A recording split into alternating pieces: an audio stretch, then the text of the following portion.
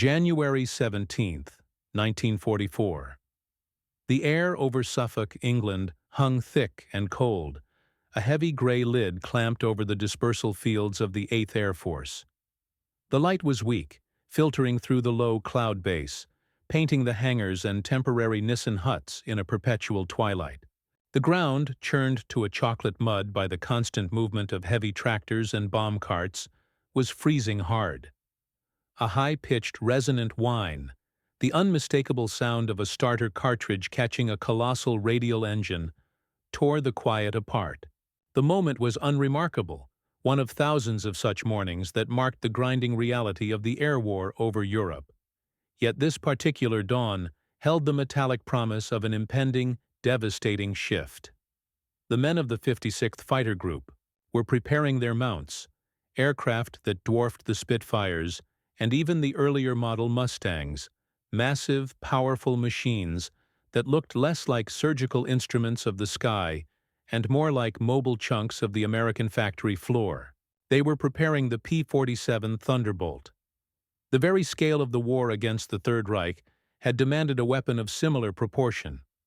For 3 years, the German Wehrmacht had dominated the European continent, a seemingly unstoppable tide driven by superior armored doctrine and the brutal efficiency of the blitzkrieg. The world watched, aghast, as nations fell in weeks, crushed not just by tanks, but by the coordinated, precise application of air-to-ground power. To break this continental grip, the Allies needed not just fighters to clear the sky, but flying, artillery, a hammer to smash the German army's very capacity to fight. The German and Japanese high commands, steeped in the rigid Prussian tradition of warfare, had entered the conflict expecting a repeat of the swift, decisive victories of 1940. They expected a quick war, won by audacity and superior training, a war where their technology, the Panzer tanks, the fast Stuka dive bombers, the sleek Messerschmitt fighters, would prove qualitatively superior. They had anticipated a contest against the old, tired democracies, nations paralyzed by internal politics and hobbled by peacetime industry. They expected a finite struggle with measurable, achievable goals, victory resting on the brilliance of their initial thrust. What they actually encountered, however, was an experience fundamentally alien to their military philosophy. A boundless, relentless wave of industrial might wielded without pause. They expected a campaign. They received a production line. The P-47 Thunderbolt, in its brutal simplicity and immense survivability, became the perfect, heavy-hitting symbol of this American reality. German pilots and ground crews, seeing its wide, rounded fuselage and the brute force required to propel it, dismissively labeled it the Flying Barrel, Fliegende Fass. They saw a clumsy, fat target, lacking the aesthetic grace of their own finely tuned fighters. They saw arrogance in its size.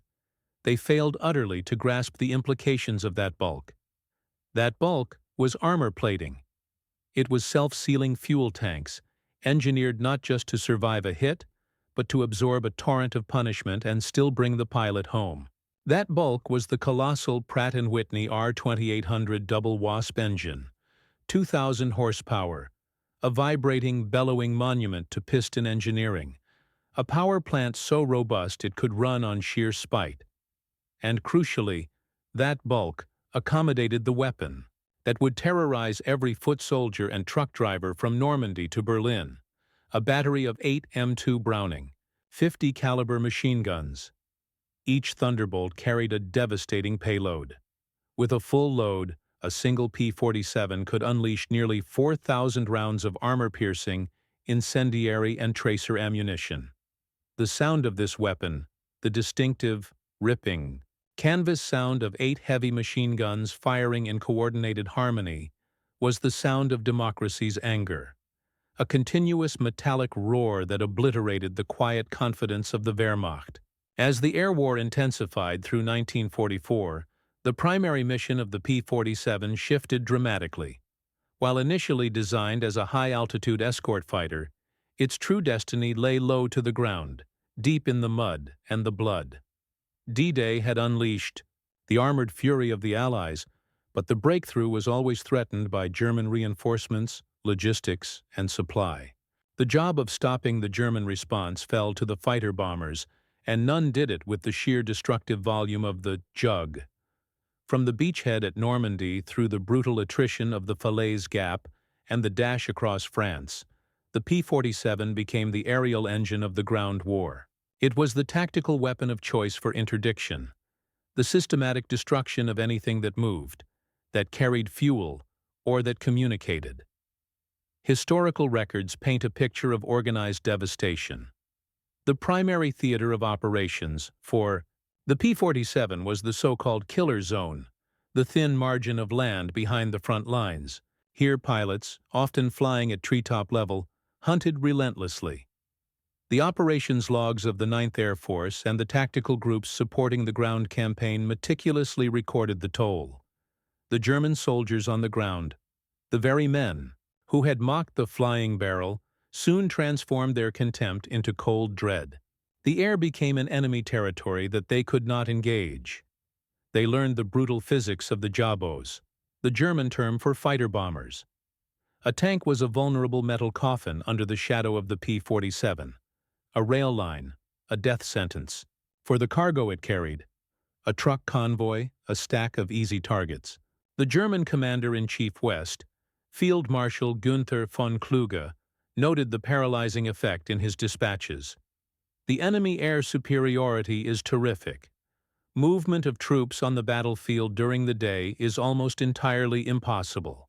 Another critical report, penned by the Oberkommando des Heere, German Army High Command, in the summer of 1944, spoke directly to the devastating impact on supply lines. The destruction caused by the enemy's air activity has reached an unprecedented level.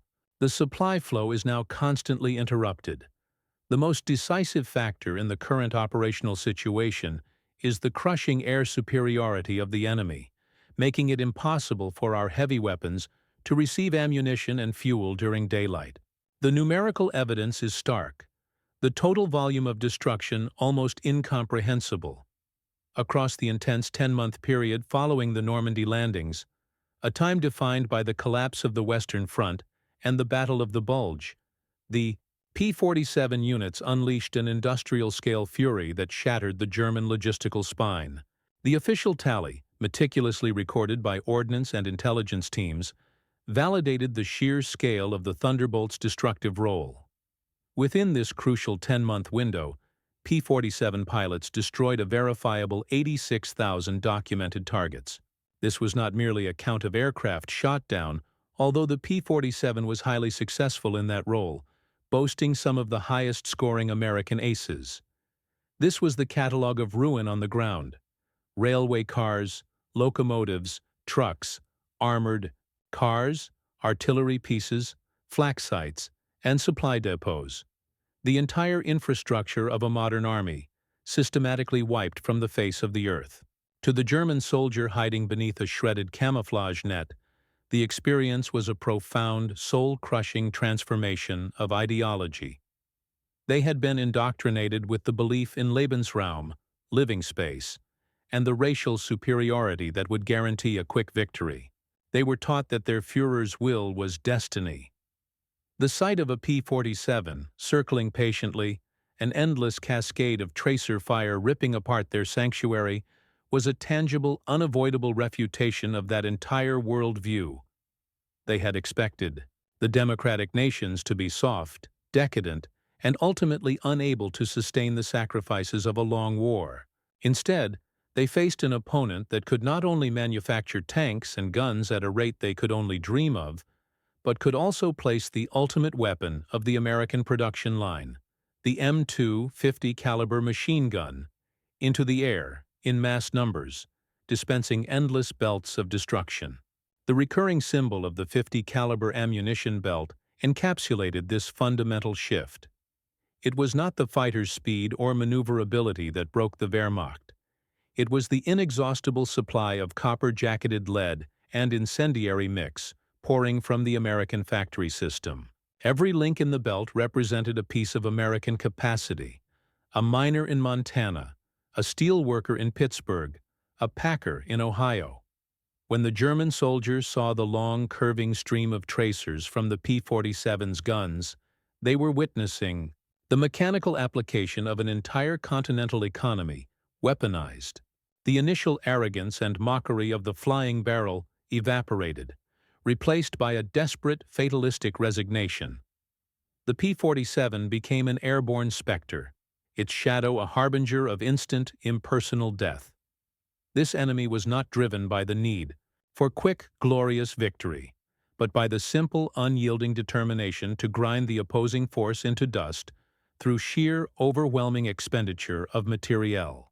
The endless supply of 50 caliber rounds was the material testament to an ideology the Germans had underestimated, a system of freedom that, when roused, could outproduce any totalitarian state.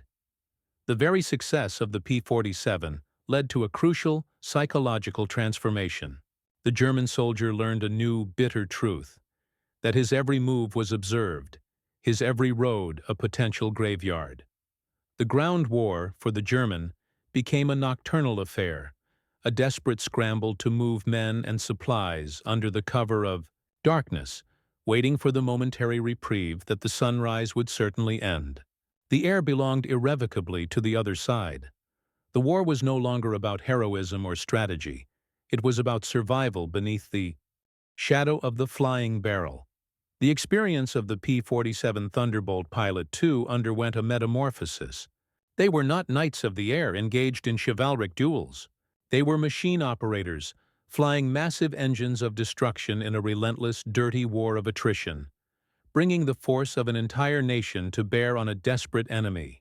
Their job was not to seek glory, but to ensure that the infantrymen on the ground below could advance. Epilogue. The echoes of the final shots fired by the Republic P-47 fade into the silence of history, but the lesson it taught lingers. The Thunderbolt, that clumsy, vast machine, the flying barrel, was more than a fighter-bomber.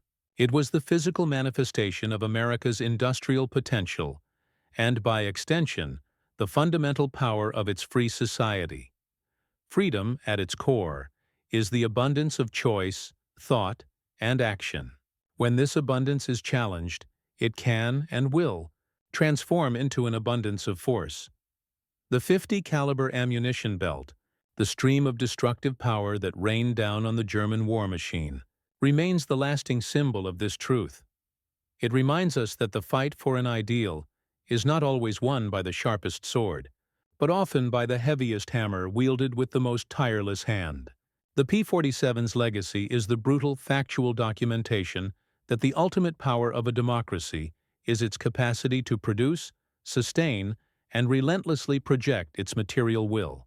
The freedom to build tanks, ships, and endless belts of ammunition is, in the end, the very freedom that ensures the survival of all others. The silence that followed the last mission of the P-47 was the quiet peace purchased by the deafening roar of $86,000 targets destroyed, a testament to the fact that when the free world rises to meet a threat, its abundance is its most formidable weapon.